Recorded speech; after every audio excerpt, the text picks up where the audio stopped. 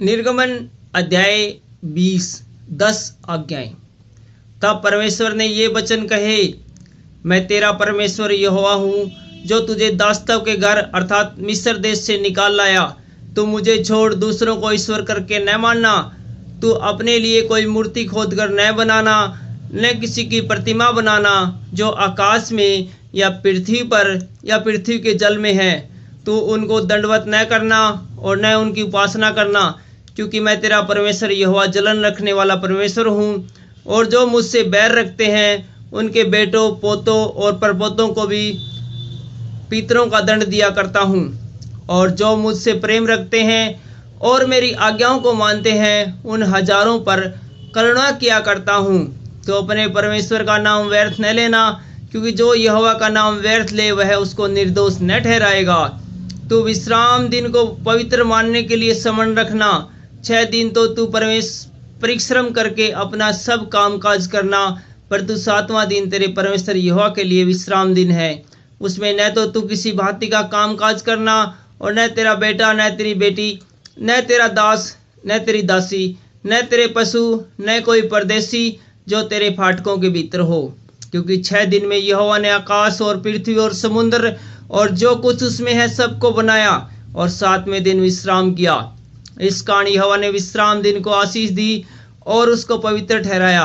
तू अपने पिता और अपनी माता का आदर करना, जिससे जो देश तेरा परमेश्वर यहोवा तुझे देता है उसमें तू बहुत दिनों तक रहने पाए।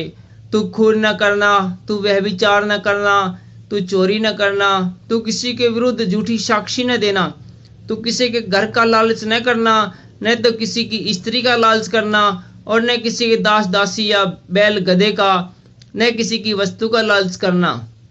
लोगों का भयभीत होना। सब लोग गर्जन और बिजली और नरसिंगे के शब्द सुनते और धुआं उड़ते हुए पर्वत को देखते रहे, और देख के कांप कर दूर खड़े हो गए।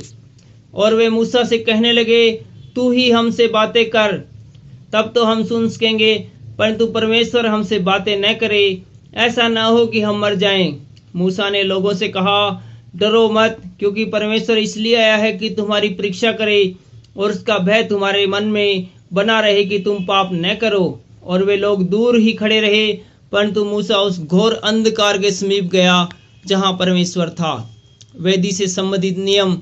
तब यहोवा ने मूसा से कहा, तू इजराइलियों को मेरे से ये वचन सुना। तुम लोगों ने आप ही देखा है कि मैंने तुम्हारे साथ आकाश से बातें की है। तू मेरे साथ किसी को सम्मिलित न करना, अर्थात अपने लिए चांदी या सोने से देवताओं को न गढ़ लेना। मेरे लिए मिट्टी की एक वेदी बनाना, और अपनी भेड़ बकरियों और गाय बैलों के होम बलि और मेल बलि को उस पर चढ़ाना।